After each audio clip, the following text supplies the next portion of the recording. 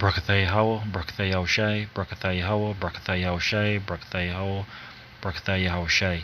Shemai, Yashrala, Yahweh, Alhainawa, Yahweh, Akkad. All praises to Yahweh, Bahashem, Yahushai, Bahashem Kakodash. Tawadi Yahweh, Bahashem Yahushai for putting your spirit on me to do this lesson. And double honor to the apostles and elders of greatness, so and sorry teachers, 144,000 men, the 1/3 men, women, children, elect to be saved. Right, is coming at you with a lesson, that that I believe will be like real helpful, to brothers in the truth, and understanding the power of Hebrew and the purpose of knowing why we go into words, why we go deep, and so forth, right? So at camp, one of the brothers in the camp had mentioned something along the line that when we sin, it attracts or it welcomes demons into, our lives or our body, and they want to take control. They want to lead you. Yeah. So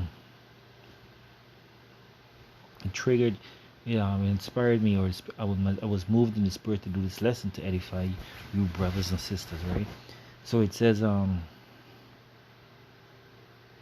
if thou, I'm gonna read this precept. So I'm gonna go into the word sin in the Hebrew and show you how like the Hebrew words have so much power and meaning to it, right? And the answers are right there if the Spirit allow it. It says, Genesis 4:7 says, if thou doest well, that's Yahweh Bashem Yahushai speaking to Cain. It says, if thou doest well, shall thou not be accepted? Slakio. And if thou doest not well, sin lieth at the door, and unto thee shall be his desire, and thou shalt rule over him. Right? So when you go into that word sin, let's go to the blue letter. Already got it here queued up. That's H24:3, and it's chaataah. So it's chaataah, and that's I guess you could say the plural, because the root word is chaataah, right? To sin, right? So it says miss the way, go wrong, incur guilt, forfeit, purify from uncleanness. All right, sin, miss the goal or path of right and duty, incur guilt, incur penalty by sin, forfeit, to bear loss, to make a sin offering, to purify from sin, to purify from uncleanness, to miss the mark, to induce sin, cause to sin, so forth. Yeah. But the words that I want to break down the word into this here. If you see on the right hand, I did this alphabet. If you check some of my Hebrew lessons, there's a link. I don't know which one. I haven't shared a link in a while. There's a link to a Dobox account that you can download this and each one of these letters separate. It's like flashcards put together, made this, right? So let me see. So the first character is ka, which is like a ladder, right? It says kaf as the name of it, phonetic ka, right? That's how you say ka. Ka, ha, ah, ka. As a guttural sound, right? Right? You gotta like roll it at the back of your throat and the top of your palate. That's what makes it guttural. Ka. Feel the wind at the top of your mouth. It says meaning ropes, inner room, or chamber to separate, a fence to protect. All right. So when you break down words or characters of the words, the meaning of the characters help you understand the word a bit better. It has like a story to it.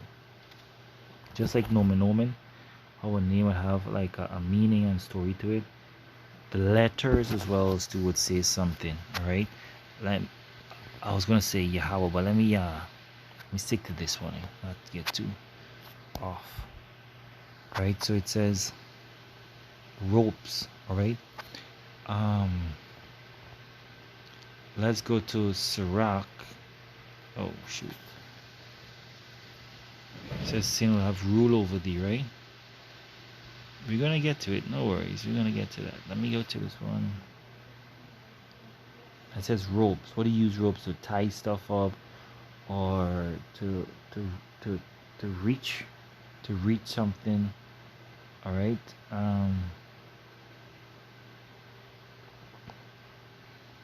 To secure something, right? Whether to keep it from moving. It says, Sirach 7 and 8, bind not one sin upon another, for in one thou shalt not be unpunished. All right. In a room. All right. So I can't think of a precept right now with the inner room definition, but I would say this, speaking as a man, it's like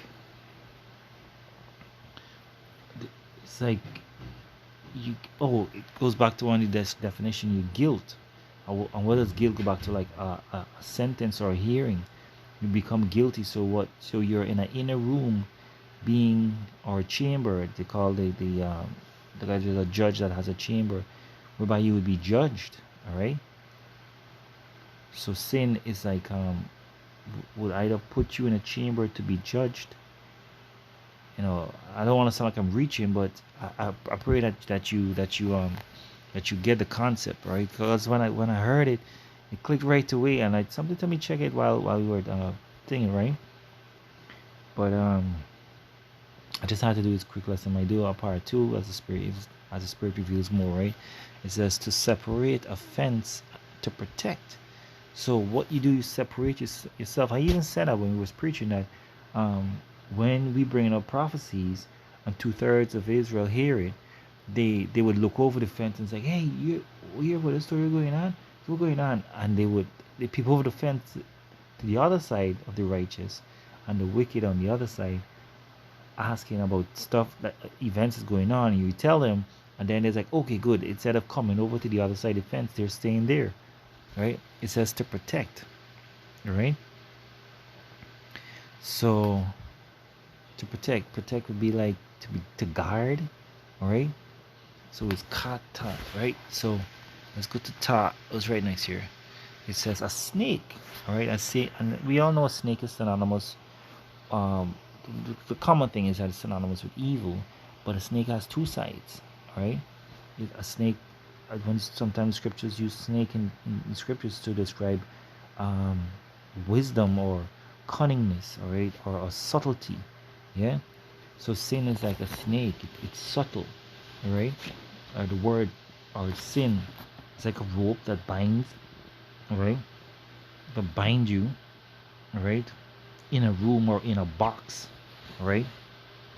It limits you. It separates you. It says to separate. Going back to car, right? It says to separate you from Yahweh Hashem Yeshua. Let me get it. Another word for sin is iniquity. I think we read this one tonight. I think I did. Yeah, I think it's Jeremiah 5 and 23. Oh, 5 and 23. Right, so it says, I'll go to 25. It says, your iniquities have turned away these good things from you. Your sins have withholden good things from you. All right. Let me see. Separate. Let me see. There's another one. That's a good one, but separate.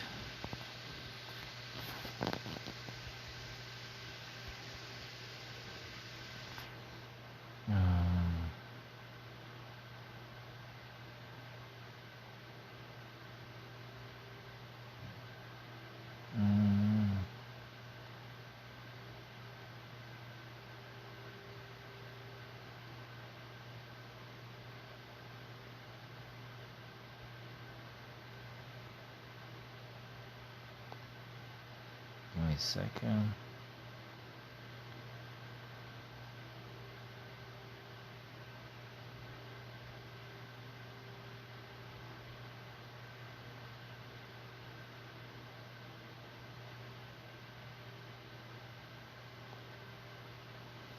a second. I know what this precept. It says.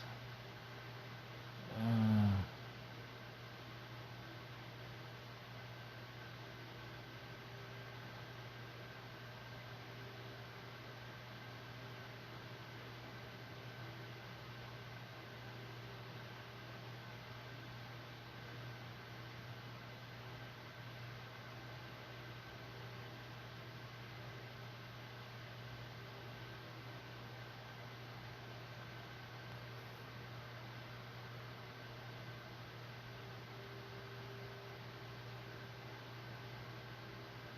There it is. Isaiah 59:2 says, "But your iniquities have separated between you and your God, and your sins have hid his face from you, and he will not hear." All right. Took a while. Sorry about that. But you know it's good sometime. Separate. It says offense and to protect. Let me see. There are no any precepts now, but let's just move on. So it's just a thought that um, that just jumped out at me, and doing a lesson on it. There's a snake. It says to twist, all right, to mark a spot. So it says miss the mark. So mark a spot could also mean not could also means a blemish. A sin is a blemish. Let me see if there's a precept. Let me put spot. I think there's a precept that says something like that. Don't put a blot. Yeah, don't put a blot.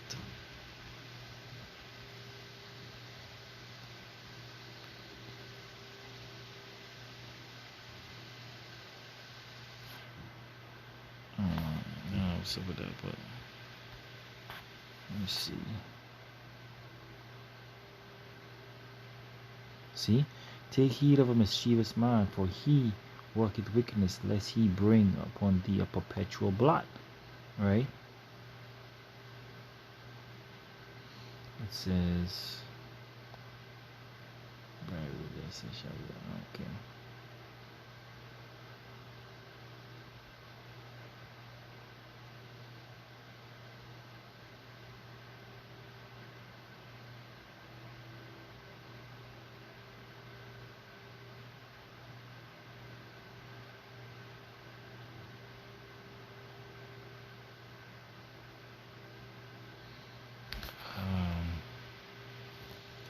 It's a blemish.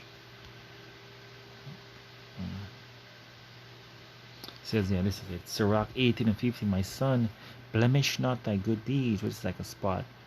Neither use uncomfortable words when thou givest, which is a mark in this case, givest anything. All right. So don't put a blemish, which is a sin. All right. Cut a rope twisted, or like a snake, it says to surround, and that's the main point. Surround. All right. So every time we sin, we add sin upon sin, we are surrounded by left hand angels. That's putting it nice, by demons, right? But this is the point. Says let's see here. Mark 5:7 says, and cried with a loud voice and said, what have I to do with thee, Yahushua? Let me get in the context, like here.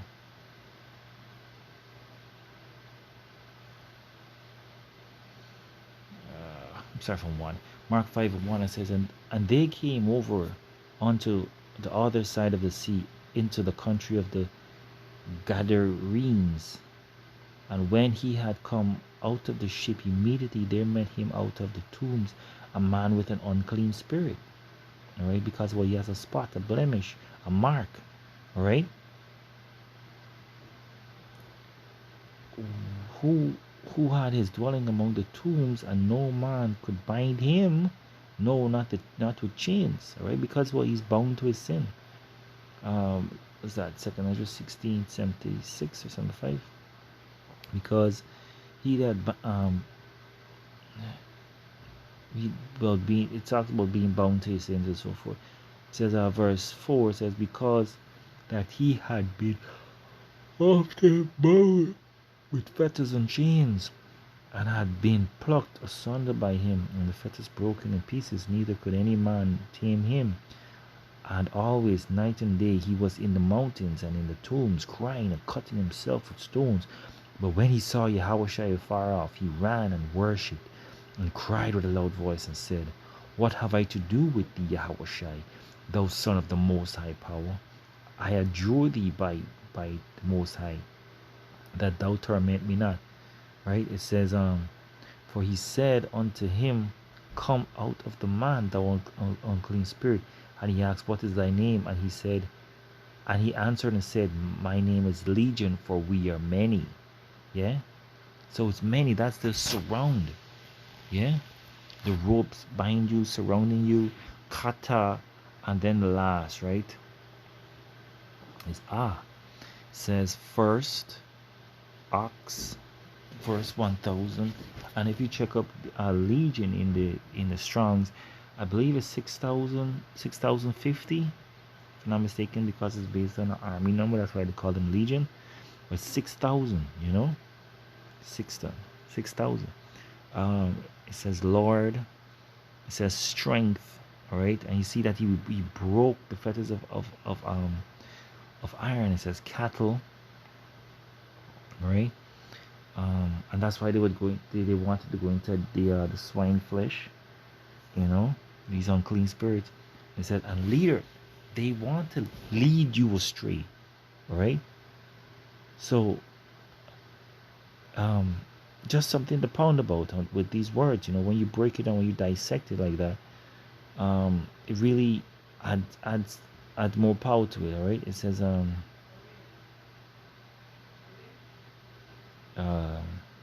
let me do this here. This is James 1 and verse 13. It says, Let no man say when he is tempted, I am tempted of the Most High. For the Most High cannot be tempted with evil, neither tempted any man. Alright? So who tempts us? The left-hand angel, right? Why do they tempt us? But every man is tempted when he is drawn away by his own lust and enticed. Right? These left-hand angels entice us with things that we used to do in the world, and we gotta resist the devil and he shall flee. Yeah. Then when I'll get that afterward. Then when lust has conceived, it bringeth forth sin. Right? Bring forth sin. And sin, when it is finished, bringeth forth death. Do not err, my beloved brethren. Alright?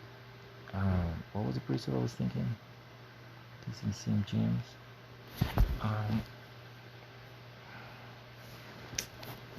God, I can't remember. Salakia. So just want to do this. That's pretty much it. But I just hope the three characters help you understand the story, or the depth of the meaning of the word sin. And like when you look these things up, it helps you to understand scriptures better, and understand what we're experiencing. So with that, I want to give all praises to Yahweh, Bahasham, Yahushai, Bahasham, Akakwadash, double honor to the apostles and elders of Great Millstone. Salutations, 105,000 men, the 1/3, men, women, and children. Elected to be saved. Oh, Salakia. This first character here is the and this ladder looking one, and the circle one is Ta. So I'm so accustomed to expecting brothers and sisters to know, but for those who are new to this, Salakia. Yeah, Shalom, Brakatham.